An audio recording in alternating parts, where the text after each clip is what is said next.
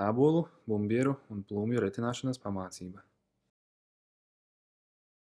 Esiet sveicināti augļu retināšanas ievadā.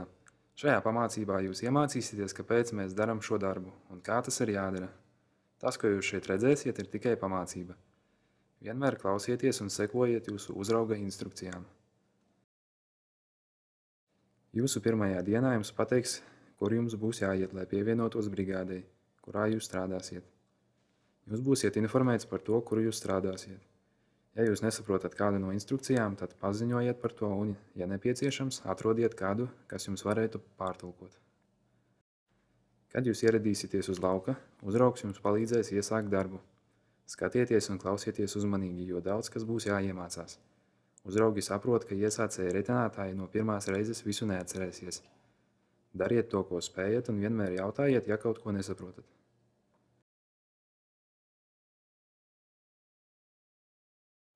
Veselība un drošība.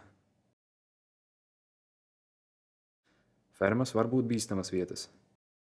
Jūsu fermā ir veselības un drošības politika, kuru jums vajag izlasīt. Uzmanieties no traktoriem un citas tehnikas. Nekad nedomājiet, ka vadītājs jūs pamanīs. Daži transporta līdzekļi, kā autoiekrāvēji, kustas ātri visos virzienos. Augļi, ko jūs retināsiet, būs apsmidzināti. Pēc retināšanas vienmēr nomazgājiet rokas, kā arī pirms ēšanas, dzeršanas vai smēķēšanas. Ēšana, dzeršana un smēķēšana ir atļauta tikai noteiktos pārtraukuma laikos. Visus atkritumus vienmēr savāciet sev līdzi. Neatstājiet aiz sevis nekārtību jebkur fermā. Strādāšanai izvēlieties brīvu un ērtu apģērbu. Vienmēr ņemiet līdzi saules cepuri, lai aizsargātos no saules apdegumiem. Ja jūs lietojat pretiedeguma losjonu, vienmēr nomazgājiet rokas. Augļu retināšanas iemesli. Augļu koki katru sezonu saražo milzīgu daudzumu ziedu. Cik daudz no tiem kļūst par augļiem, ir atkarīgs no laikapstākļiem, bet bieži vien to ir par daudz. Ja visi augļi paliktu kokos, tie neizaugtu tik lieli, lai tos varētu pārdot. Piemēram, mūsu klienti vēlas tikai lielus ābolus. Mazākiem augļiem ir mazāka vai nekāda vērtība. Kad šie āboli ir nogatavojušies, tiem vajadzētu būt tenisa bumbiņas lielumā. Augļu retināšana ir ļoti svarīgs darbs. Tas ir jāizdara pareizi un pilnīgi. Vēlāk jūs būsiet ieguvēji, kad pienāks laiks novākt augļus. Tāpat kā noņemot pārmērīgos augļus, jums vajadzēs noņemt slimos, bojātos un deformētos augļus, kā šie āboli. Vienmēr pirmos noņemiet šos pirms samazināt augļu daudzumu. Jūsu uzraugs jums parādīs, kurus ņemt nost. Visi augļi, kas ir par mazu, ir jānoņem. Jūsu uzraugs jums parādīs minimālo izmēru. Retināšanai svarīgi ir izmantot abas rokas pilnībā, lai sasniegtu nepieciešamo ātrumu. Jums vajadzēs koncentrēties uz darbu un pārliecināties, ka jūs nekas nenovērš no darba. Jūs strādāsiet vai no ar partneri, vai viens pats.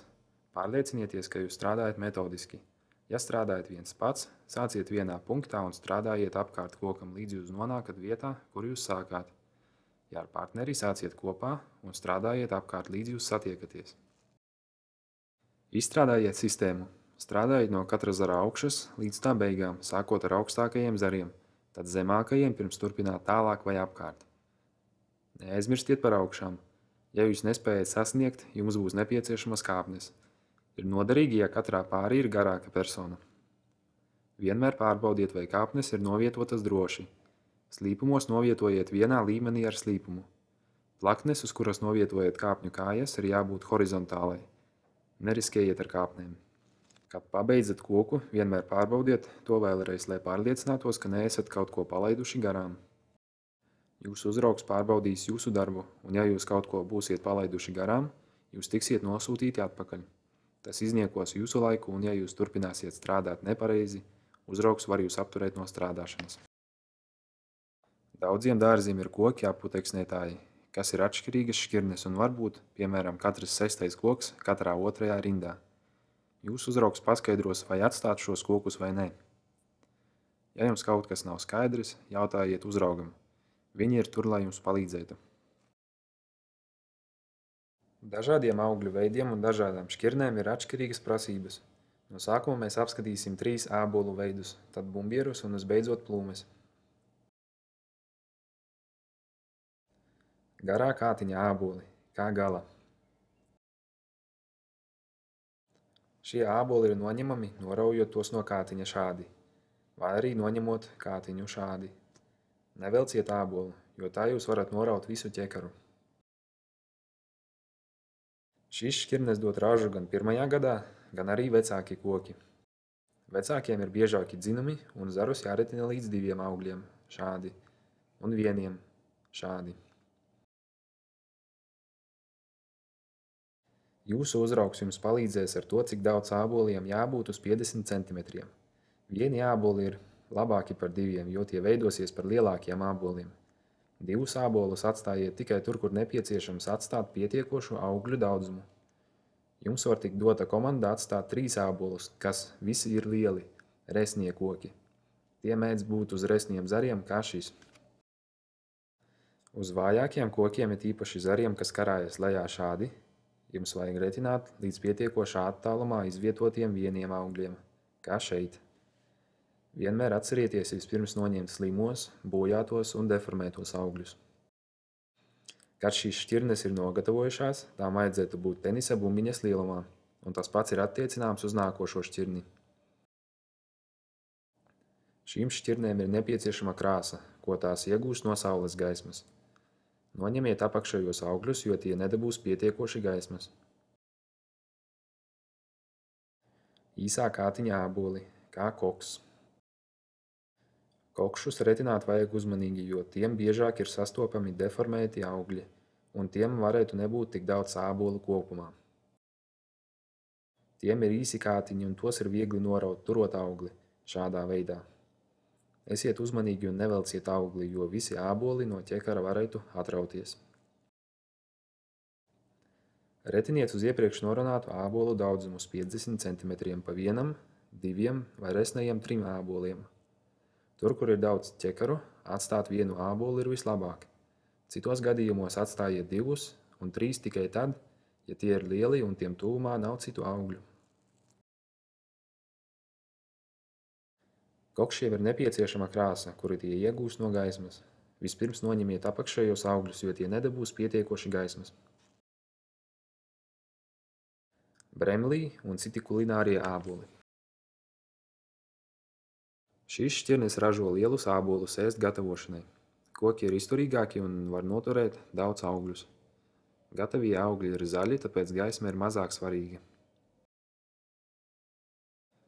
Bremlī ir ļoti īss kātiņš, tāpēc āboli mēdz būt jūtīgi. Noņemiet ābolus, tos turot un noraujot šādā veidā. Nevelciet augļus. Vienmēr centieties atstāt lielākos augļus, ja vien tie nav deformēti, kā šie. Lielākais ābols ķekarā ir karaļauglis. Dažreiz tas ir deformēts, kā šis, un to ir jānoņem. Uz stiprākiem zariem retiniet pa 2.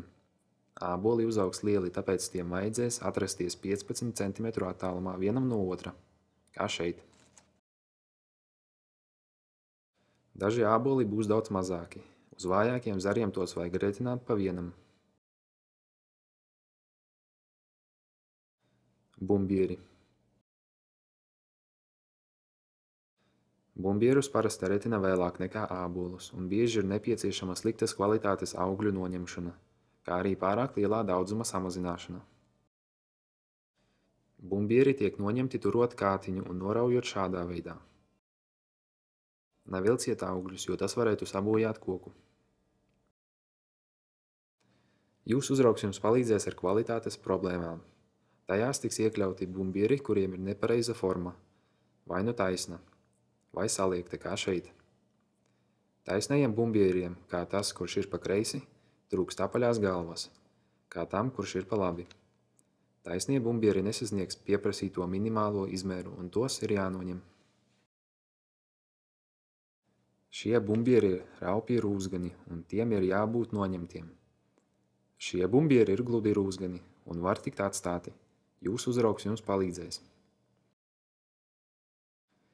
Augļu ķekariem kā šiem ir jābūt noritinātiem līdz 2.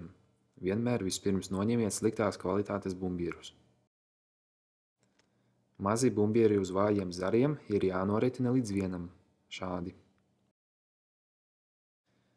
Iespējams, jums vajadzēs retināt vecākus, lielākus bumbieru kokus kā šie. Ir svarīgi strādāt sistemātiski apkārt kokam. Katru zaru sāciet no stumbra un uz āru, apstrādājot katru zara pusi. Plūmes. Plūmju kokiem var būt milzīgs daudzums augļu, un mums vajag tikai vienas labi atdalītas plūmes. Kad tās nogatavosies, plūmes būs šāda izmēra. Tur, kur ir ļoti daudz augļu, retiniet izmantojot divas dažādas metodes. No sākuma izmantojiet abas rokas, lai izretinātu cauri visam ķekaram, šādi. Strādājiet no zaru iekšpuses vai apakšas, tā kā šie augļi būs visvairāk paslēpti novākšanas laikā. Dariet to ātri, lai noņemtu 80% lieko augļu. Tad vēl uzmanīgāk retiniet to, kas ir palicis, lai atstātu pa vienai plūmei pareizā attālumā. Plūmes var būt noņemamas, noraujot vai pastumjot kātiņu ar rīkšķi šādā veidā.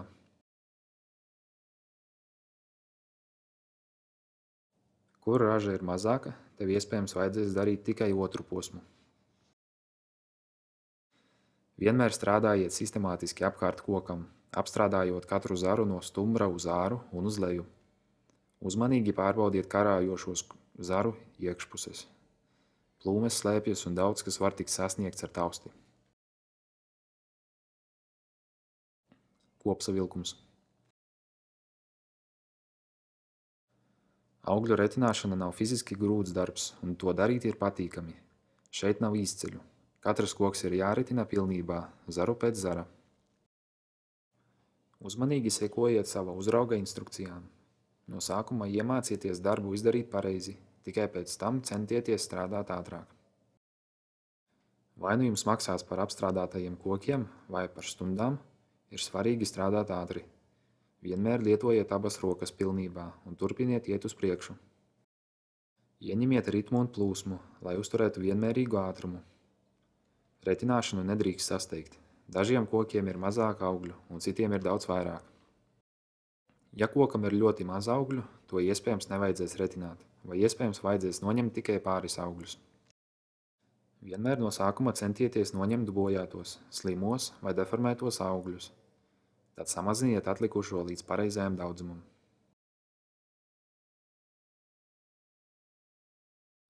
Augļu retināšana ir viens no vissvarīgākajiem darbiem dārzā. Uztveriet to nopietni un atcerieties, ka jūs palīdzat paši sev. Ar labu retināšanu nāks labāka lasīšana.